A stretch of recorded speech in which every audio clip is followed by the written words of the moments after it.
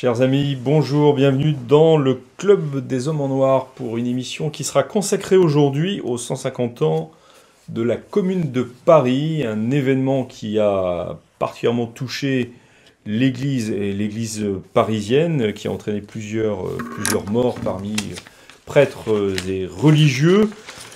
Pour discuter de ce sujet aujourd'hui, je reçois l'abbé Grégoire Sellier. Bonjour.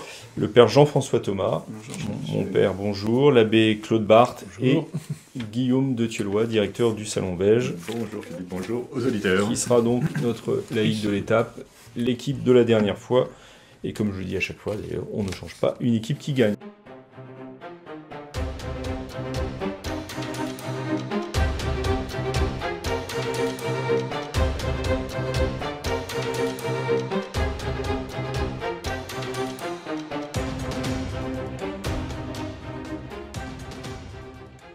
Alors, Guillaume, je vous ai salué en dernier, tout simplement, non seulement parce que vous êtes laïque et qu'on respecte encore ici le premier ordre, mais pour vous demander aussi peut-être de nous rappeler historiquement ce qu'est la Commune de Paris. Parce que pour beaucoup, à part M. Mélenchon bien sûr, c'est quelque chose d'assez flou, je crois.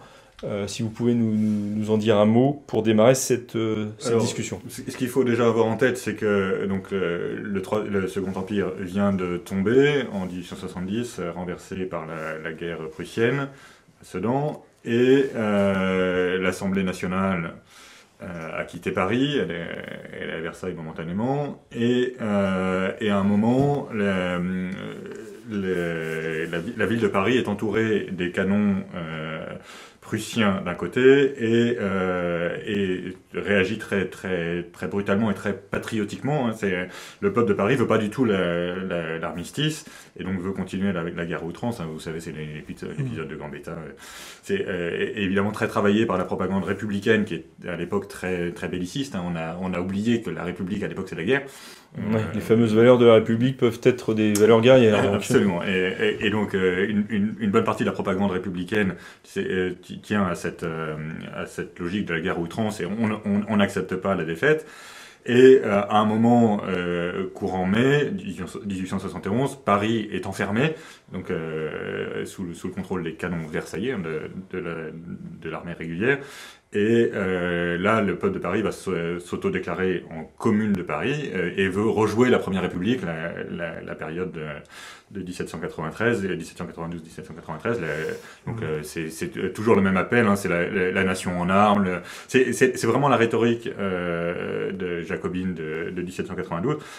Avec le même anticléricalisme assez brutal aussi, même si c'est pas la valeur première de la commune. C'est la question que j'allais poser justement. Est-ce que la commune est d'abord anticatholique ? Je pense qu'elle était d'abord patriotique, d'abord républicaine, et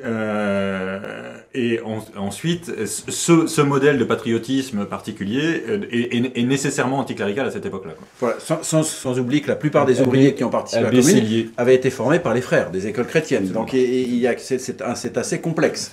C'est assez complexe. Mais il y a cet anticléricalisme, voire une partie d'athéisme qui existe dans ce peuple républicain parisien qui va muter à la fin du 19e siècle, puisque Paris bascule de la gauche à la droite à la fin du 19e siècle et devient une ville de droite par Haussmann, c'est-à-dire l'expulsion des pauvres. Par embourgeoisement. Par embourgeoisement. Gentrification, on dit aujourd'hui.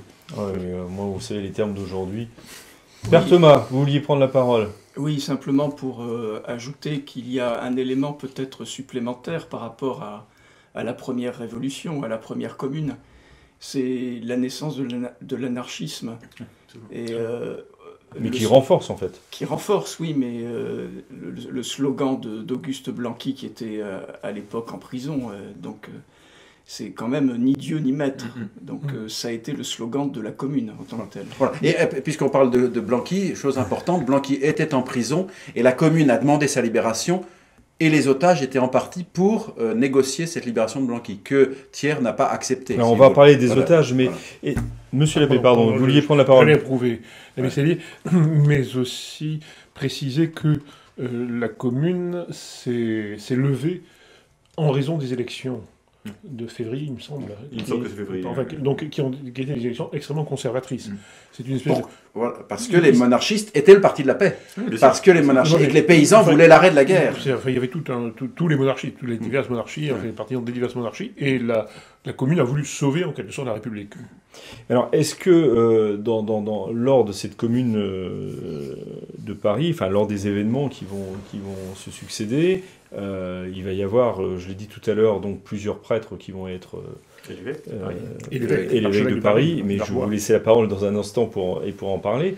Est-ce que dans l'esprit des communards, ou plus largement du peuple de Paris, l'Église catholique était forcément associée à la bourgeoisie ou politiquement au courant de droite? Est-ce que c'était il y a eu une seule église qui a été pillée, hein. Il y a eu une seule église qui a été pillée. Il y a eu des morts parmi les mais attention, ce qu'il faut bien savoir, c'est qu'effectivement, il y a eu une politique d'otage. Cette politique d'otage, ça c'est clair, elle a visé essentiellement des ecclésiastiques. Ça c'est vrai. Alors quand vous dites politique, pardon de vous couper, mais quand vous dites politique d'otage... Eh bien, ils ont pris des otages... Donc c'est la commune de Paris. La commune de Paris.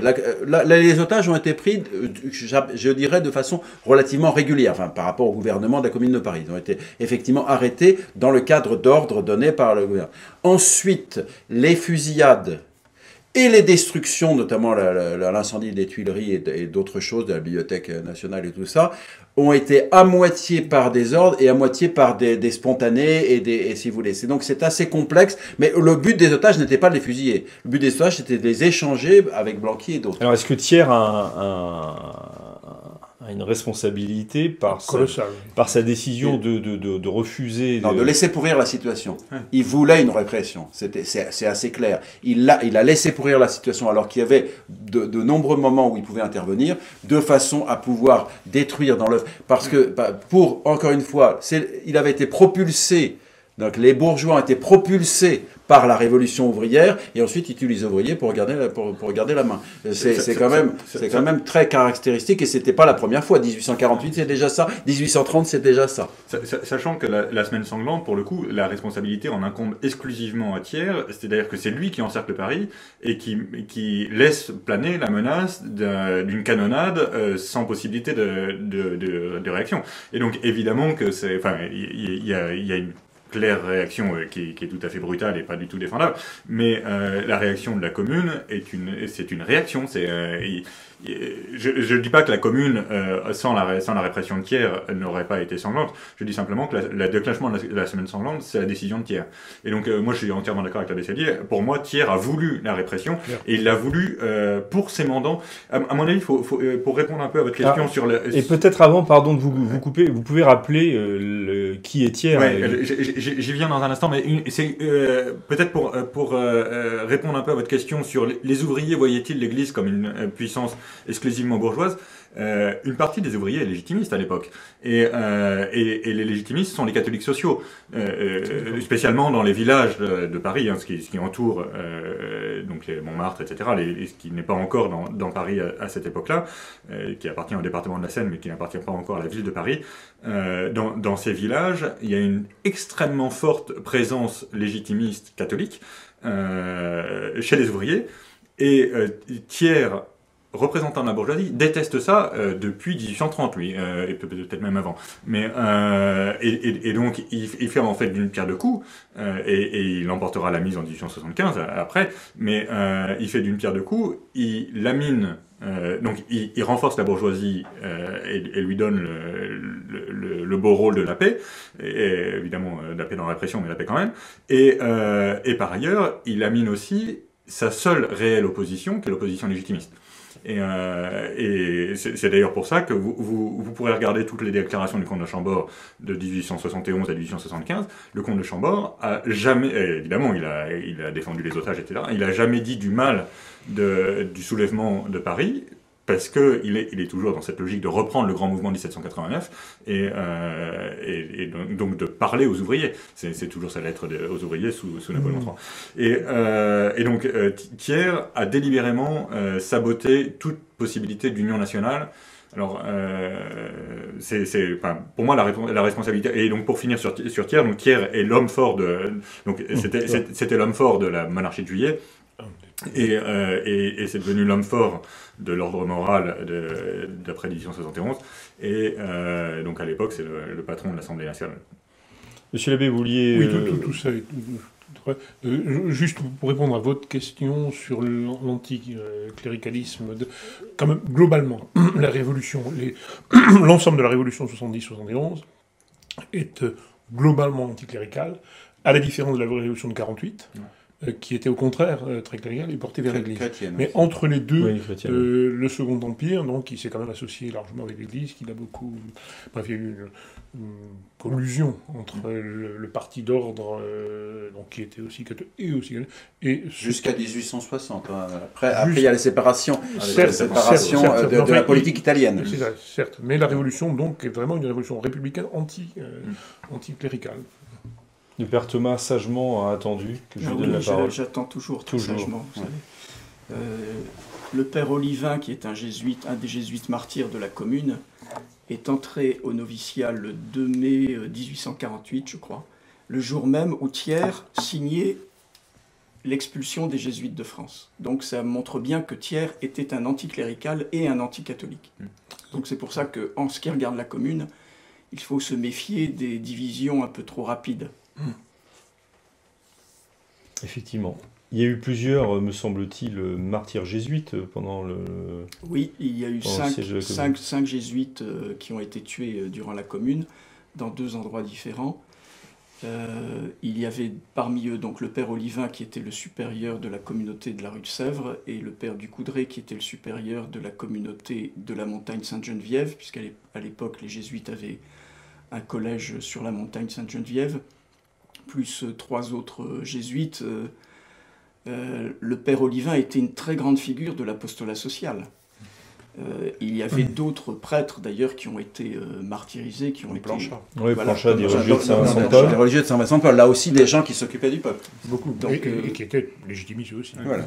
Mais comment expliquer, justement que ces gens-là qui s'occupaient du peuple, les jésuites, ils ont été connus. Ils étaient connus, justement. Ils étaient connus, donc c'était... Ils n'ont pas été fusillés par les Versaillais, ils ont été fusillés... Voilà, mais après, encore une fois, on est ensuite dans une où plus rien n'est contrôlé, chacun n'en fait qu'à sa tête, et vous avez des excités, des fous furieux, ce qu'on appelle les pétroleuses et autres, qui ne représentaient qu'une toute petite partie de ce peuple parisien, et qui, dans cette anarchie totale, a fini par fusiller, etc.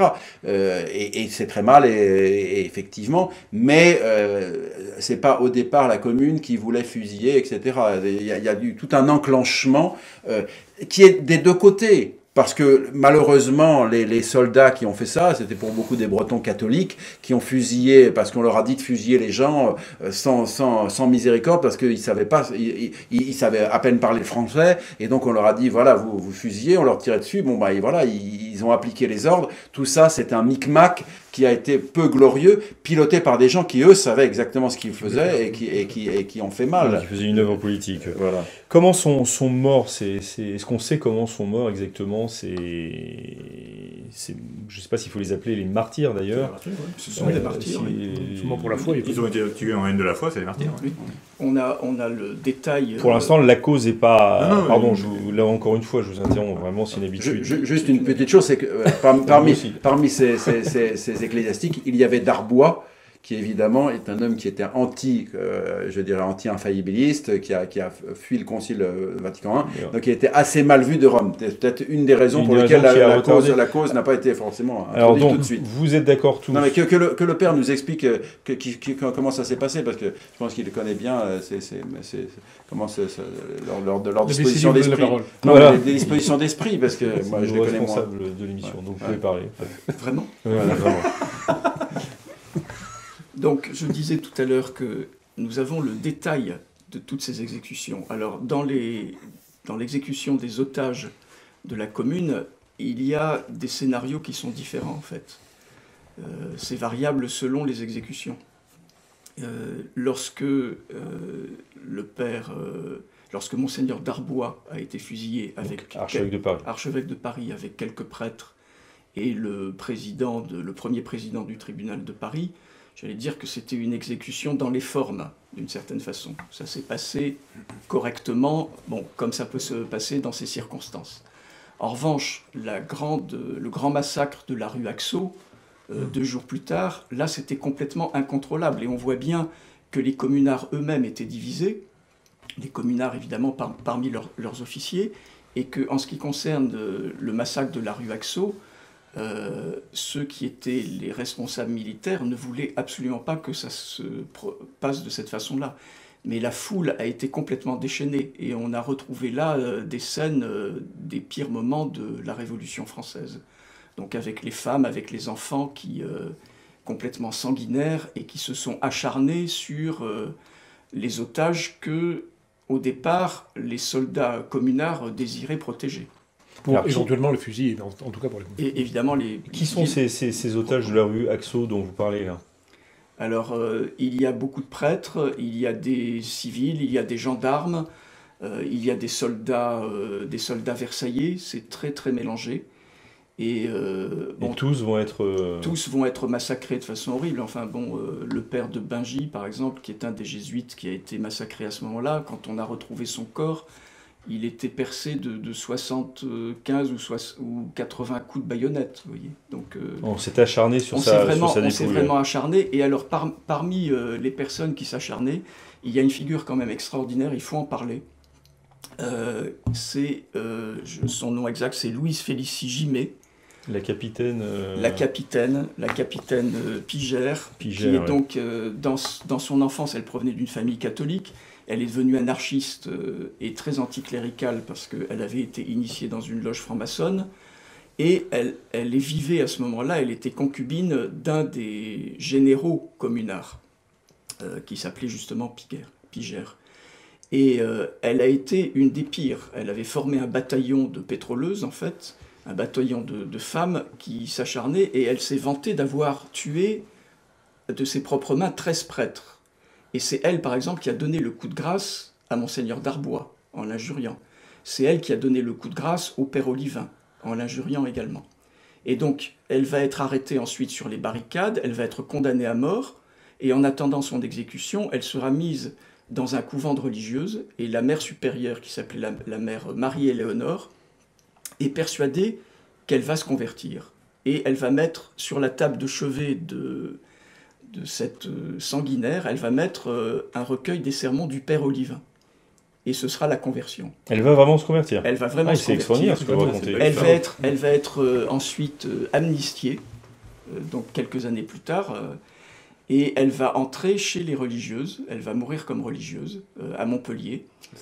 C'est une histoire absolument magnifique. Elle n'est pas suffisamment connue. Il y a des écrits là, sur cette histoire. Et il y avait eu une prophétie, c'est-à-dire que par provocation, lorsqu'elle était jeune, elle était allée voir le curé d'Ars. Et le curé d'Ars, la rencontrant, ne la connaissant pas, lisant dans son cœur, lui avait dit « Malheur à vous, vous allez faire beaucoup de mal, mais vous retrouverez la foi grâce à la Sainte Vierge. » Et en effet, même dans ces époques les plus anarchistes, il y a une seule chose, alors qu'elle était prête à tuer les prêtres, et comme elle l'a fait pendant la Commune, il y a une seule chose qu'elle ne voulait pas voir maltraitée, c'était la figure de la Sainte Vierge. Et c'est la Sainte Vierge, en effet, qui va ensuite la convertir à partir des sermons du Père Olivin. C'est très intéressant ce que vous dites, parce qu'il semblerait que Monseigneur Darbois ait dit aussi qu'il savait qu'il allait finir fusillé, oui, parce que la Sainte Vierge lui avait fait dire, alors je ne sais pas exactement comment, et que par ailleurs Sainte Catherine Labouré continuait à distribuer les médailles miraculeuses pendant... Oui, oui. Et Monsieur l'abbé tout à l'heure disait qu'il n'y a qu'une église qui a été profanée, mais en revanche les communautés religieuses ont été particulièrement touchées. Et les communards allaient de communauté en communauté, et c'est comme ça d'ailleurs qu'ils ont arrêté les jésuites, mais ils ont arrêté aussi des dominicains, des picputiens, Et le père Planchat, par exemple, religieux de Saint-Vincent-de-Paul. Oui, ils ont également pénétré dans la maison des Lazaristes, etc. Donc vous voyez, alors que Saint-Vincent-de-Paul, c'était quand même l'apôtre des pauvres. L'apôtre des pauvres. Il revenait aux sources du républicanisme, parce que la détestation du début de la Révolution de 1789 et après, c'est une détestation d'abord contre les religieux. En fait, ils ont une haine particulière pour la partie contemplative de l'Église. Parce que pour eux, c'est des parasites qui servent à rien. C'est la seule explication, ça? C'est la vraie explication? Vous êtes des parasites, effectivement. Il y a cette explication-là qui a été la plus puissante. Il y a aussi, je pense qu'ils ont une haine particulière du cœur de l'Église. Enfin, déjà dans les Lumières, il y a une très longue préparation des esprits à la détestation de ce métier particulier, c'est entre guillemets. Enfin, il faut lire les pages de Voltaire sur les religieux, c'est monstrueux. Enfin, quand on dit que ce type est un magnifique représentant de l'esprit français, écoutez, pas dans ce qu'il a de plus beau. Hein. Il écrit très bien, c'est pas ce que je veux dire, mais pas dans ce qu'il a de plus beau. Et tout de suite, par ailleurs, il y a un truc qui est fondamental, c'est que, comme le mariage d'ailleurs, les vœux religieux sont une atteinte à la liberté rousseauiste, et donc on suspend les vœux religieux pour les forcer à être libres, comme disait Rousseau. Et exactement de la même façon qu'on nous impose le divorce pour nous forcer à être libres.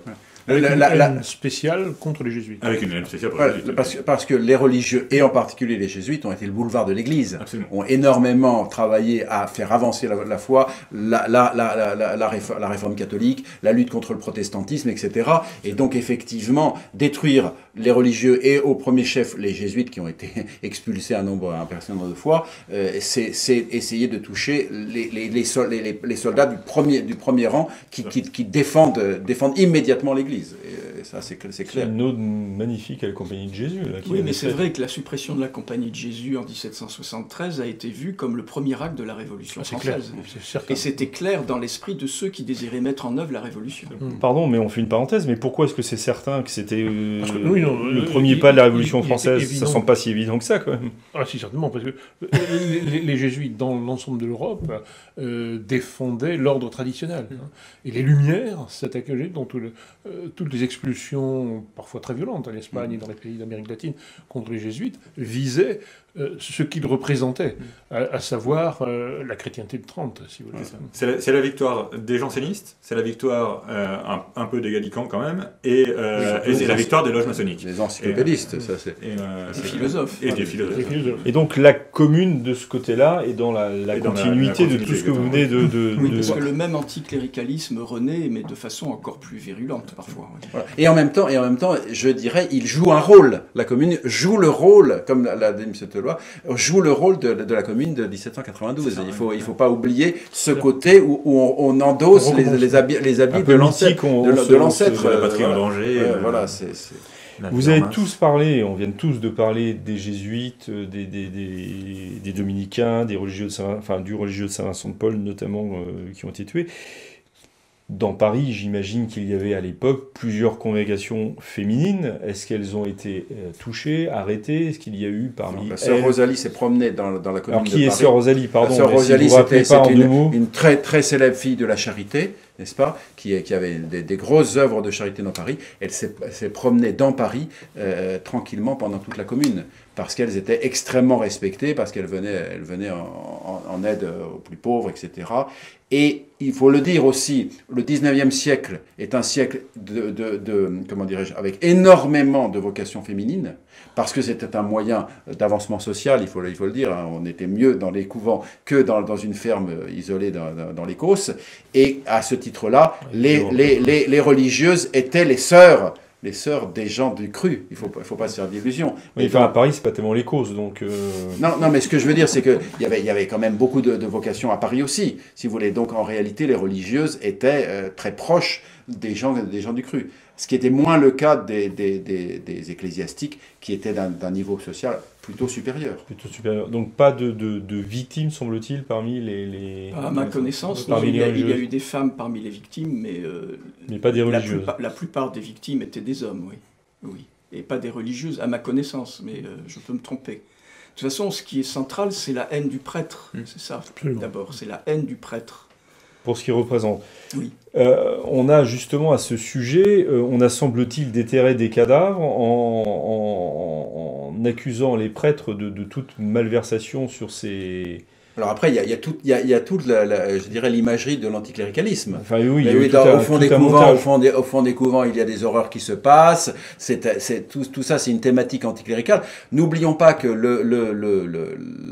la Restauration a été extrêmement anticléricale. Hein, pas le gouvernement. Mais c'est le moment où les œuvres de Voltaire se vendent par millions d'exemplaires, où le Tartuffe est représenté chaque jour de façon massive, et que le Second Empire a vu un fort anticléricalisme. Un anticléricalisme, je dirais, du gouvernement à partir de 1860, où il favorise la franc-maçonnerie et où il attaque la société de Saint-Vincent-de-Paul. N'oublions pas ce moment où ça bascule, hein, à cause de la politique italienne qui est condamnée par les catholiques, et puis aussi l'ensemble des intellectuels, les Renan, les Sainte-Beuve, tous ces gens-là sont fortement... Ils font des repas de saucisson, des saucissonnades du Vendredi Saint publics pendant toute cette période, pour à la fois manifester leur refus de l'Église et éventuellement leur refus de l'Empire. Petite précision, monsieur l'abbé, vous parlez, c'est la deuxième fois que vous en parlez d'ailleurs, enfin que vous en faites mention, des affaires italiennes, la politique italienne.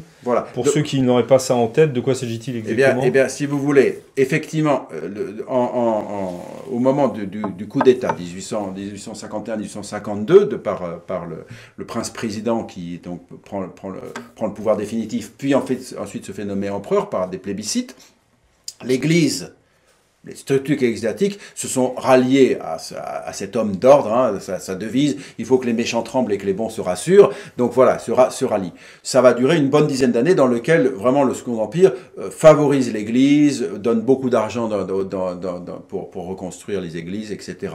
Puis à partir de 1860, à peu près, Louis-Napoléon, qui est un carbonari de formation, va favoriser l'unité italienne, c'est-à-dire le royaume de Savoie qui veut devenir le pseudo-roi d'Italie. Et donc envahir les États pontificaux. Donc il fait des accords avec la maison de Savoie, etc. Il reçoit Cavour à Plombières, etc. Et à ce moment-là, effectivement, Pie IX condamne ces attaques et désigne ceux même si c'est à mot couvert, y compris Napoléon III.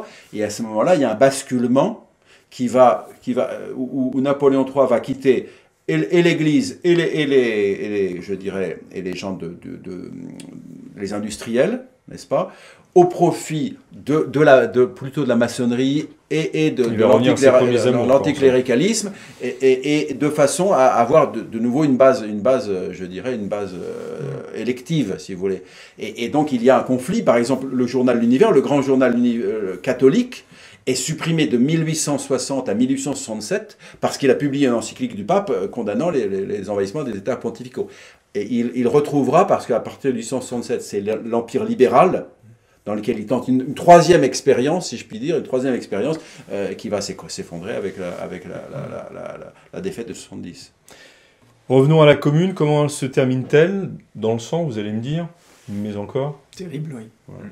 17 000, on chiffre à peu près à 17 000 le nombre de fusillés par les Versaillais. Voilà, c'est remis en cause. Hein. Oui. Je regardais hier une fiche. Quoi qu'il en soit, c'est un bain de sang. Voilà, on compte moins de 1500 aujourd'hui. Les historiens ont revu à la baisse. Il y a une baisse, une forte baisse. Attention, les Versaillais ont perdu près de 1000 soldats aussi. Hein.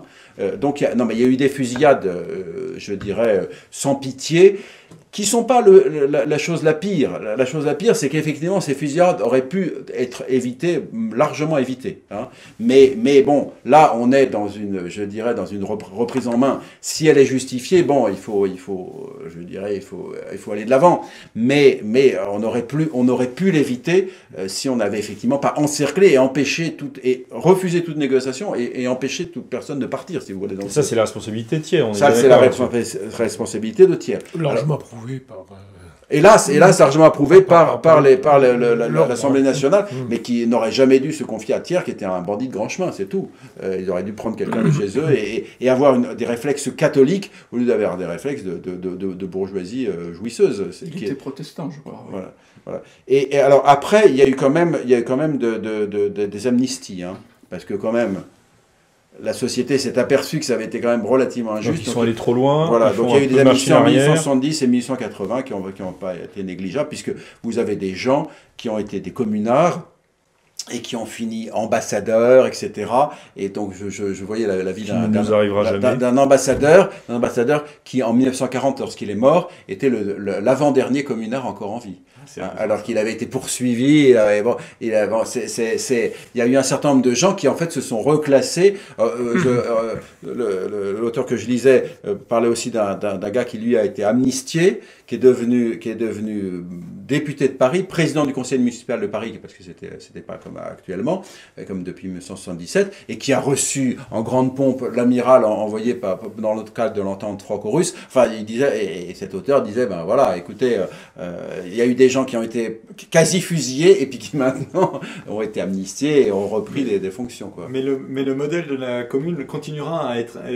C'est très marrant à quel point ça a perduré comme phobie, notamment comme phobie dans les élites républicaines. Phobie ou mythe? Les deux. Typiquement, le Sénat est une pure fondation de la commune. Le raccourci est un peu saisissant. Le Sénat sert à l'époque sert à une chose extrêmement simple, à empêcher le basculement à l'extrême gauche parce que c'est la commune, et le basculement à l'extrême droite parce que c'est légitimiste. Le Sénat, ça sert à maintenir les valeurs républicaines modérées. Oui, on est en plein conservatisme. On est en plein conservatisme. Mais ça a perduré pendant des décennies, bien longtemps après. Jusque dans les années 60, au Sénat, les gens étaient persuadés d'être la barrière contre la commune. Ce qui est complètement absurde, hein, mais c'est... Et par ailleurs, à gauche, la commune reste ça a été un mythe très puissant. Un des mythes fondateurs. Karl Marx en a longuement parlé. C'est pour lui, je dirais, une image qui lui sert à construire l'image de son propre mouvement, de son propre courant. Oui, ça a été un modèle pour toutes les révolutions par la suite. Oui. Lénine s'est comparé à un moment, il pense perdre la guerre après la révolution bolchevique, et il dit, nous aurons quand même tenu plus de 6 mois de plus que la Commune de Paris, ce qui est extraordinaire. Oui, qui reste donc vraiment l'étalon de mesure, en quelque sorte. L'avantage de la Commune, le grand avantage de la Commune, c'est qu'elle n'a pas fait grand-chose.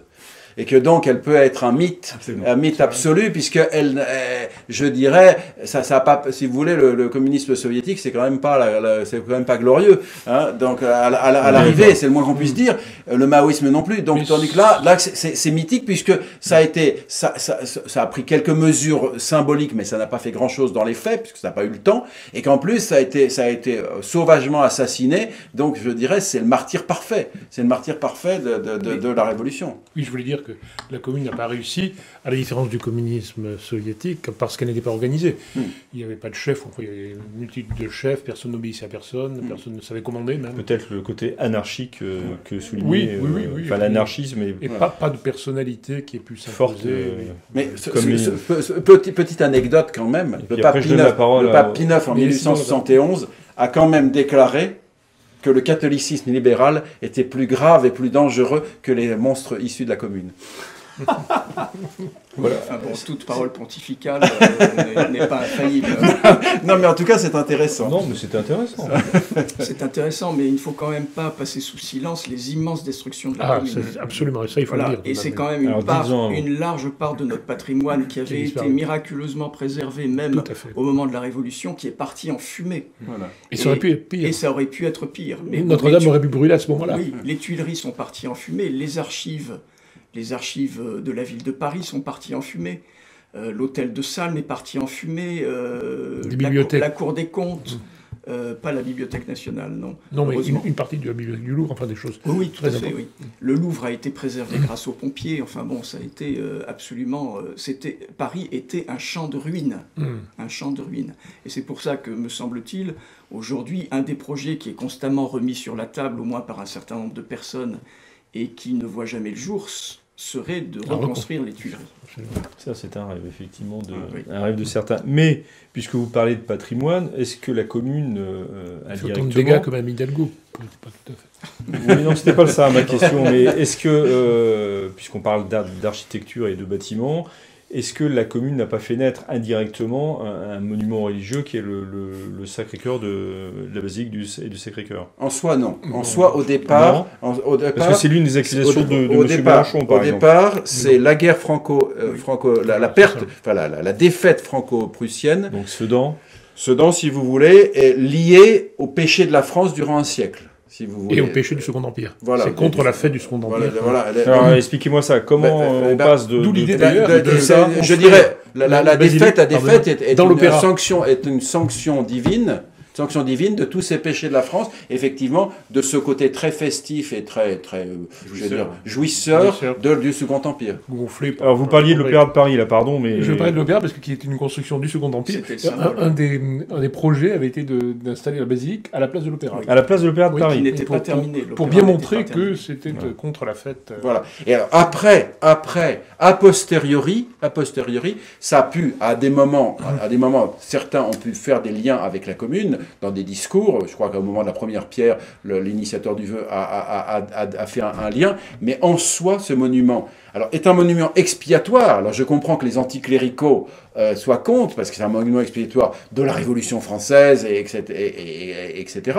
Mais en soi, ça n'a pas été déclenché par la commune, ça c'est sûr. Donc c'est antérieur. On a construit, si je résume ce que j'ai compris, on a construit la basilique du de vœu Montmartre national à suite d'un vœu. Voilà, qui n'était pas de Montmartre. C'était construire une basilique, mais on a cherché des lieux, et c'est relativement tardivement qu'on est arrivé à Montmartre. Et d'ailleurs, Montmartre était dans Paris à ce moment-là, ou... Non, c'était un village. C'était aussi un des villages... Et donc il a fallu faire des expropriations, etc. Mais, parmi les choses qui ont rendu l'imagerie du Sacré-Cœur très, très mauvaise à l'extrême gauche, c'est que le maire de Montmartre, juste avant, c'était Clémenceau, qui est l'anticlérical forcené jusqu'à la fin de sa carrière politique. Et il n'a jamais arrêté de dire regardez, il s'installe là où sont nos martyrs ont coulé, etc. Et Clémenceau a beaucoup contribué à cette imagerie complètement assez délirante, parce qu'aujourd'hui encore le groupe communiste au conseil municipal de Paris exige tous les ans la destruction du Sacré-Cœur. Ces gens sont fous. Oui, et puis ils sont aussi des destructeurs, effectivement. Pour le coup, c'est vraiment des iconoclastes au sens strict du mot. Et comme vous le savez, quelques années après, la réponse des anticléricaux et des francs-maçons à la basilique du Sacré-Cœur, ce sera la construction de la Tour Eiffel. La Tour Eiffel, bien sûr. Oui, qui doit répondre qui devait dépasser en hauteur... Il y a eu d'abord la statue du Chevalier de la Barre, un grand anticlérical, et donc la basilique est place du Chevalier de la Barre. Effectivement. Donc effectivement, mais effectivement, après il y a comment dirais-je, il y a la Tour Eiffel, dont le mythe, qui je pense est totalement faux, dit qu'elle repose sur 4 ossis consacrés. J'espère que vous connaissez tous ça. Non, mais je crois que c'est complètement et que mythique. l'escalier comporte 1789 marches. Voilà. Mais vous parliez de la place du Chevalier de la Barre. Est-ce que finalement, question un peu provocatrice, mais est-ce que c'est pas la réconciliation des deux France en un même endroit? En tout cas, c'est un des monuments les plus visités. Pour la basilique, oui. La basilique, c'est un des monuments la place en elle-même les plus visités. Donc effectivement, c'est d'ailleurs ce qui a déclenché récemment, c'est le projet d'inscription comme monument historique. Les bras m'en sont tombés que ce monument parmi les plus visités ne soit pas un monument historique, parce qu'il est évident que c'en est un. C'est évident. Justement, on s'est réclamé de la commune pour dire qu'il ne fallait pas que ça soit un. Voilà, mais c'est totalement ridicule. Sa place dans l'histoire et dans la ville de Paris et dans la France et dans le peu de tourisme, etc., est telle que c'est insensé que ça soit pas que Notre-Dame de Consolation soit monument historique et que le Sacré-Cœur ne soit pas. Notre-Dame de Consolation. Je suis désolé, mais tous les auditeurs ne savent pas. La chapelle que je dessert, mais elle est monument historique depuis 1982. Bon, c'est très bien, mais pour quelle raison? Parce que c'est un monument historique, tout simplement. C'était médaille d'or, je dirais, à l'exposition universelle de 1900, etc. C'est un monument de Paris important, mais qui est tout petit à côté du Sacré-Cœur, qui n'est pas encore monument historique, ce qui est insensé. Oui, mais qui a donc un symbole très fort. Oui, ce que je voulais dire quand même, tout de même, mais voilà, c'est que certes, on a fait pire depuis, mais l'esthétique du Sacré-Cœur n'est pas merveilleuse. Et pas merveilleuse. Oui, mais c'est pas une raison pour ne pas le reconnaître comme monument historique, non? Non, mais c'est un monument. Non, mais les monuments historiques ne sont pas tous beaux. C'est pas une question de beau, c'est une question qu'ils appartiennent à l'histoire et à la culture de notre pays. Qu'en pensez-vous? Sauf que quand le soleil éclaire le matin, sous la colline, c'est assez joli. Ça fait une... Enfin bon. C'est le côté poète de la Vulgate. Vous soulignez l'essai de réconciliation. Enfin, bon, merci d'y répondre. L'avocat du diable, mais je pense que la réconciliation, maintenant, on peut la trouver surtout dans l'adoration perpétuelle du Saint-Sacrement. Voilà. C'est ça la réconciliation. Et qui a lieu au Sacré-Cœur de Montmartre. Au Sacré-Cœur, qui ne s'est jamais arrêté. C'est une femme qui a lancé ça, je me souviens plus comment elle s'appelle, qui a lancé l'idée. Et bien pour tous ceux qui voudraient en savoir plus, il y a un hors-série de l'Homme Nouveau sur le Sacré-Cœur de Paris qui vient de sortir, et vous aurez le nom de celle que vous cherchez. Je l'ai lu parce qu'il y a une bande dessinée que je suis en train de lire et qui est très bien faite, très historique, mais je me souviens plus du nom. Est-ce que l'Église, d'une manière ou d'une autre, peut fêter, pour terminer, le souvenir de la Commune de Paris, peut-être le souvenir de ses martyrs? Alors, des procès en béatification ont été ouverts après la Commune. En ce qui concerne les martyrs jésuites, hélas, j'ai découvert que la cause de béatification avait été arrêtée. Bon, c'est une décision de la Compagnie de Jésus en 1970.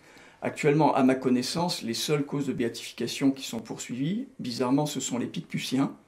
Toute petite congrégation, pourtant. Parce qu'ils sont détachés, d'ailleurs, des autres. Oui, et les religieux de Saint-Vincent. Ils se sont unis tous les deux, d'ailleurs. Quant à Monseigneur Darbois, la cause de béatification avait été ouverte donc après son martyre, mais arrêtée à cause de sa position anti-infaillibilité pontificale.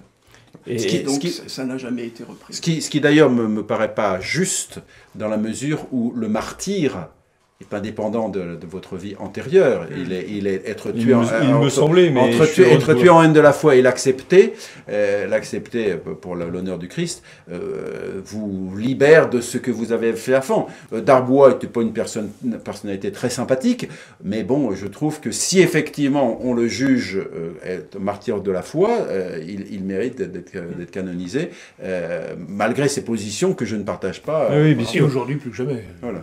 Mais il a eu une fin de vie admirable, quand il était emprisonné, et il a aidé également les autres condamnés à affronter la mort religieusement. Il écrit une lettre à Thiers pour lui demander évidemment de libérer Blanqui et les autres, et Thiers n'a même pas répondu, je crois.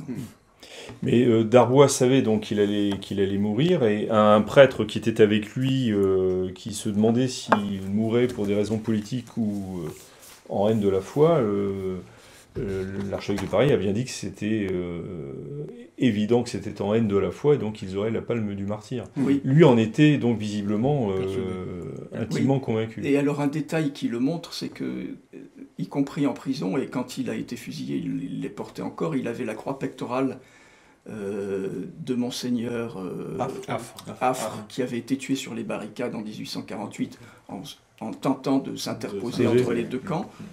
Et puis l'anneau épiscopal de Monseigneur de Siffrin, c'est ça, qui avait été archevêque de Paris, qui avait été assassiné dans une église qu'il était en train de consacrer par un ancien prêtre. Voilà. Donc le 19e siècle a été quand même un bain de sang pour les archevêques de Paris. Et je crois que, attention, parce que j'ai lu la vie d'un évêque qui a été son vicaire général, et il s'est fait apporter cette croix de Monseigneur. Ah oui, tout à fait. Il l'a demandé. Donc, il l'a demandé pour être en lien avec son prédécesseur. Voilà. Il s'est fait apporter. Voilà. Eh bien, merci beaucoup de toutes ces précisions historiques. Merci de vos analyses. Nous nous retrouvons très bientôt pour un nouveau Club des Hommes en Noir. Et d'ici là, que Dieu vous garde.